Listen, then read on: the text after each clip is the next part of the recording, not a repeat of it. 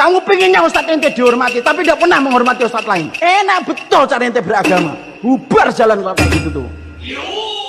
Siapakah mau dikubur hidup-hidup? Di video ini saya ingin berikan reaction atau tanggapan terhadap salah satu ustadz ya, yang dimana dia ini ceramah, marah-marah teman-teman, marah-marah, terus memberikan reaksi yang menurut saya ya seperti mengada-ngada ya. Meskipun kita bisa menyaksikan dari caranya berbicara, caranya menyampaikan, ada beberapa hal yang mungkin bisa dituduhkan kepada dakwah sunnah, dakwah salafi, tapi kita bisa lihat sendiri bahwa memang mereka ini yang terafiliasi dengan golongan-golongan tertentu, bilanglah seperti golongannya Ustadz Adi Hidayat begitu ya. Ya kebanyakan seperti ini teman-teman. Kebanyakannya seperti ini. Ya terus bagaimana kita menyikapinya? Tunggu dulu. Coba kita dengarkan seperti apa videonya. Lihat orang yang sering menganggap kita itu sebelah mata. Dengan kata-kata, ini tidak sama manhajnya dengan kita. Seakan-akan tidak beriman sama Allah. Teman-teman. Seakan-akan. Apa yang mau dia sampaikan sebenarnya? Coba kita lanjut dulu. Enak betul ente nganggap orang. Kita ini beriman sama Allah. Kita beriman sama Rasulullah. Sujudnya kita kepada Allah. Cintanya kita kepada Rasulullah. Kalaupun ada perbedaan saya dengan antum, itu bukan berarti kita berbeda dalam iman. Nggak bisa kayak gitu, kayak beragama. Nggak bisa teman-teman. Pokoknya nggak bisa seperti itu kalau beragama. Kalau masalah perbedaan ini kita bisa tidak boleh. Misalkan ya teman-teman, kita mau mengikuti apa yang dia sampaikan ini. Ustadz ini sampaikan. Kalaulah orang yang beragama ini tidak boleh menyampaikan isi pikirannya, tafsirnya dalam Al-Quran, tidak boleh mengemukakan pendapatnya, menganggap semuanya benar begitu ya. Maka Syiah pun boleh kita anggap benar. Karena mereka juga beriman kepada Al-Quran dan terkhusus kepada Nabi Muhammad SAW. Cuman dia berlebih-lebihan di dalam mencintai Ali bin Abi Thalib dan Hussein. Ya, bahkan menganggap lebih utama Ali daripada Allah. I answer you, my brother. I answer you. Ya Ali, ya Allah, which one is better? Muslim ini sedang berdebat dengan seorang Syiah dan lihat bagaimana mereka begitu sangat menuhankan Ali. I answer you, my brother. I answer you. Ya Ali, ya Allah, which one is better? Okay, I answer you. Ya Ali is better. I say you. Okay, Ya Ali is better than Ya Allah, huh? Yes, Ya Ali, because Allah love Ali. Who make you? Allah love Ali. Allah love Ali. You don't understand. Who make you? Allah or Ali? Ali, Allah make me. Okay. Allah say in Surah Al-Fatiha. Can you read Fatiha? Fatiha, yes. Yes, read. I will show you. Fatiha? Yeah. قل هو الله أحد الله الصمد لم يلد لم يولد لم يكن له كفوا أحد. But I Okay, worship you Allah, love Ali. you worship Ali. You I love worship Ali? Allah, you worship Ali. I love Ali, but I don't worship him. Okay, why you have problem with Ali? He love Ali, we are Shia, we believe Muhammad, we believe Quran, we believe Allah. Why you have problem with us? This is our problem. When we go worrying or not worrying, this is our problem. You sleep in my grave? You sleep in my grave? You go to...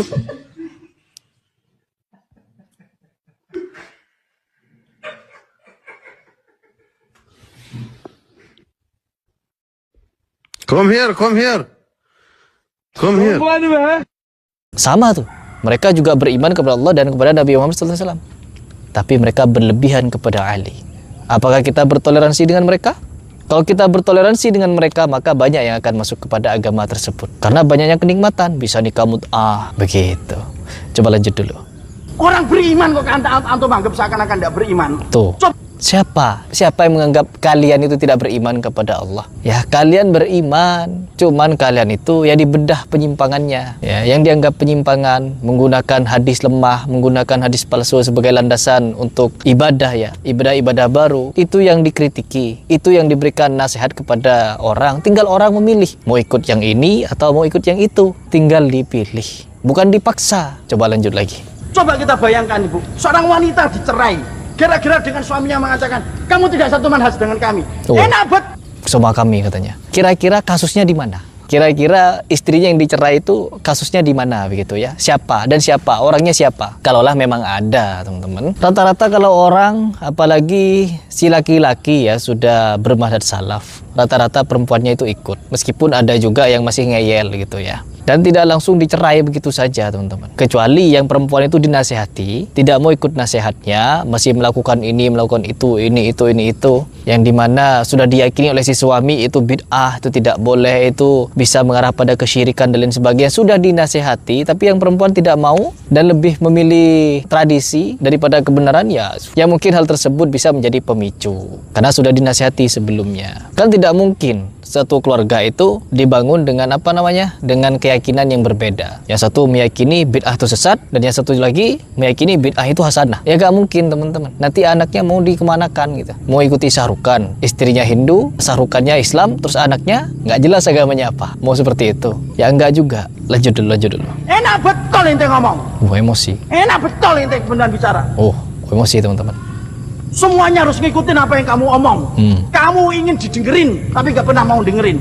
Kamu pengennya dihormati, tapi gak pernah mau hormatin orang. Dengerin sebenarnya. Orang-orang Salafi itu, kata Ustaz Khalid Basalamah, kan sering tuh Ustaz Khalid Basalamah berceramah di videonya. Kita ini hanya butuh dalil. Kalau ada dalil, kalau Ustaz Khalid Basalamah, yakinlah kita ini adalah orang paling depan yang akan melakukan hal tersebut. Kalau ada dalilnya, buktinya apa? Itu mendengarkan. Tapi kalau tidak ada dalilnya, maka kalian akan menyaksikan kitalah yang paling jauh. Katanya begitu. Itu mendengar. Saya bilang yang pertama, bisa antum cari siapapun di antara ustadz yang dikatakan salafi atau sunnah, ya, yang biasa mengatakan atau dikatakan dakwah salaf itu, yang coba membawa masa memberhentikan amalia antum.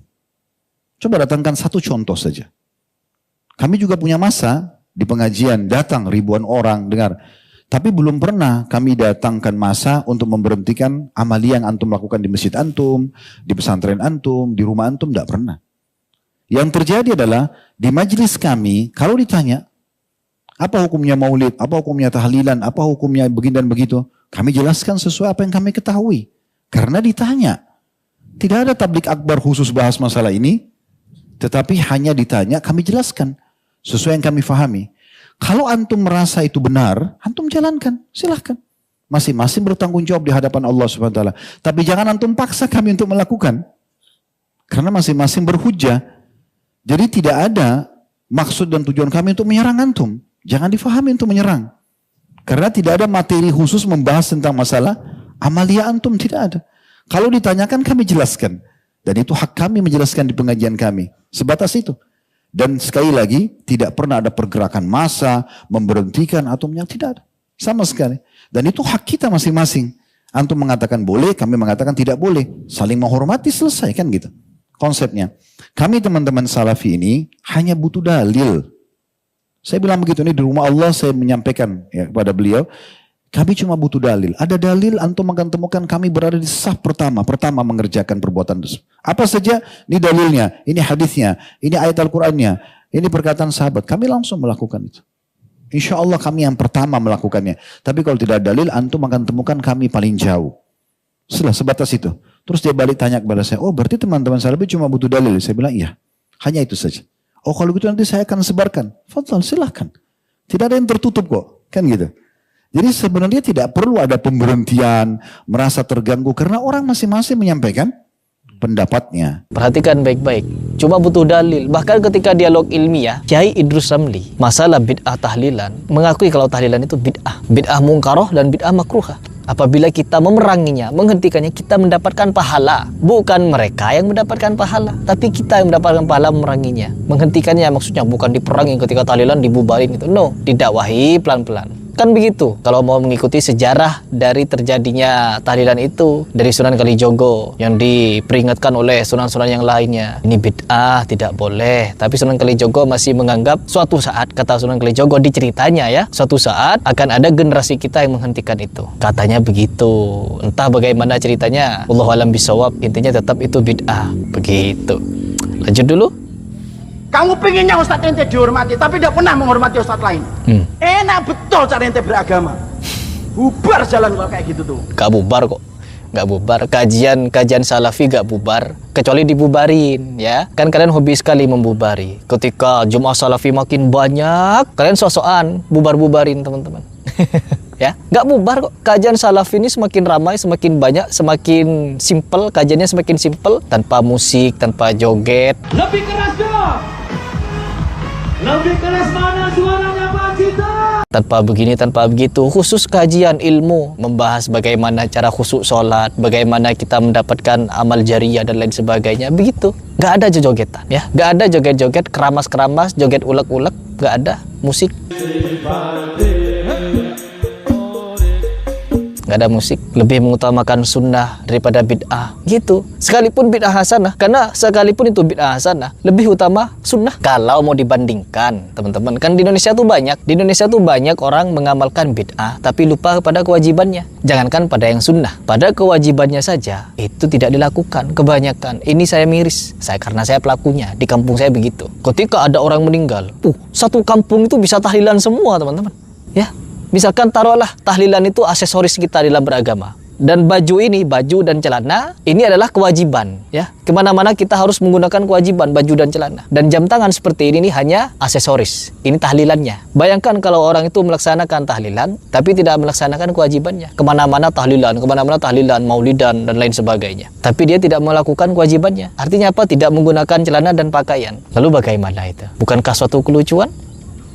Jelas lucu. Makanya di sini orang-orang salafi lebih mendakwahkan, mengajak orang dalam kebaikan dan kebenaran, yaitu laksanakanlah sholat 5 waktu dulu, kerjakanlah sholat sunnah dan lain sebagainya, baca Quran. Pokoknya sunnah-sunnah dilakukan. Karena apa? Ketika hiduplah satu sunnah, maka matilah satu bid'ah. Ketika hidup satu bid'ah, maka satu sunnah mati. Contohnya ketika orang membaca surah Yasin di malam Jumat, maka matilah surah Kahfi. Sedangkan Nabi Muhammad SAW menganjurkan bacalah surah Kahfi. Begitu, teman-teman. Kita simak dulu emosinya, ya. Nggak bisa kayak gitu tuh. Kita harus paham dulu arti manhaj itu apa. Metode. Manhaj itu tata cara kita beragama yang ngikutin Rasulullah dan para sahabat, dengan mengetahui setiap perbedaan-perbedaan yang terjadi di antara mereka. Kalaupun kita mendapati ada yang berbeda, tidak sesuai dengan pilihan kita, tapi di situ ada memiliki dalil. Walaupun dalil itu lemah menurut kita, dan menurut kita dalil kita lebih kuat daripada apa yang diambil saudara kita, tetap itu saudara iman kita. Iya. Kalau kita berbicara masalah saudara seiman, kita kembali lagi kepada hadis Nabi Muhammad SAW yang menyatakan Islam akan terpecah menjadi 73 golongan. Dan setiap golongan itu pasti akan merasa benar sendiri. Golongan yang A merasa benar, yang B merasa benar, terus sampai Z. Semuanya merasa benar. Golongan yang 1 sampai ke 72, semuanya merasa benar. Tapi hanya ada satu yang benar-benar hak, yaitu yang mengikuti Quran dan Sunnah. Dan kata Al-Habib Salim Al-Mufdhar, Islam itu dibangun dengan dalil yang kuat, yang sahih. Tidak mungkin Islam ini dibangun dengan dalil yang lemah, apalagi palsu. Kita bisa menyaksikan di Syiah saja, banyak sekali dalil-dalil palsu dipakai. Malah mereka ini menganggap Al-Quran masih kurang, ditambah-tambah Al-Qurannya. Apa itu namanya? Apa itu maksudnya? Semua golongan ini akan merasa benar sendiri, ya. Jadi jangan merasa kita harus bertoleransi, toleransi dengan Syiah, toleransi dengan ini, toleransi. No, kita harus menggigit dengan gigi gerahap kita keyakinan kita itu, dan kita ajarkan. Tinggal orang pilih. Mau ikut Syiah silahkan, mau ikut ini silahkan, mau ikut Sufi silahkan, mau ikut Salafi silahkan, mau ikut ini silahkan.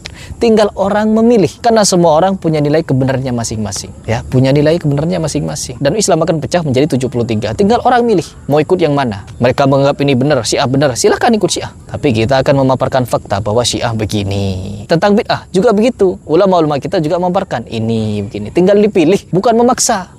Tinggal dipilih. Karena melihat orangnya banyak memilih Salafi, ikut kajian-kajian Salafi, sampai Gus Kausar memberikan pernyataan seperti ini. Makanya kulo niku sakniki pun mboten demen blas ngomentari sebelah, misalnya seng cingkang lah, sengkai lah, mboten tertarik kulo. Mereka semua yang ikut teman-teman sebelah itu karena merasa ngaji itu yang pantas ke sana. Sudahlah, ndak usah ngomentari sana. Mereka semuanya itu pengen ngaji. Teman-teman itu pengen ngaji. Permasalahannya kok bukan jenengan yang jadi kiainya. Jadi ora usah datang ngomentari sebelah begini. Ora, ngoco. Gus Kausar saja mengakui bahwa kenapa banyak orang-orang ngaji ke Salafi, karena menganggap orang-orang begitulah yang disebut pengajian, kajian. Harusnya kita mengkoreksi diri, malah kita emosi. Begitu. Jadi ya sudah ya, gak perlu didengar ya orang emosi ini ya. Ini hanya video yang dimana saya ingin mengajak kalian berpikir bahwa orang-orang yang sejatinya bermanhaj salaf, mereka bukan saling menyalahkan. No, mereka hanya memberikan pilihan. Manhaj kami begini, metode kami beribadah begini, beragama seperti ini. Kalian suka silahkan ikuti, tidak suka tinggalkan. Tapi tetap mereka mendakwahkan. Yang bid'ah dikatakan bid'ah, yang sunnah dikatakan sunnah. Kalian tidak suka, silahkan berikan paparan sebagaimana yang Ustaz Khalid sampaikan. Kita hanya butuh dalil. Kalau ada dalil, kita paling depan. Kalau tidak ada dalil, kita paling jauh. Simple. Ya, nggak perlu emosi-emosi begini, apalagi nyebar-nyebar fitnah. Na'udzubillah min dzalik. Silahkan berpikir.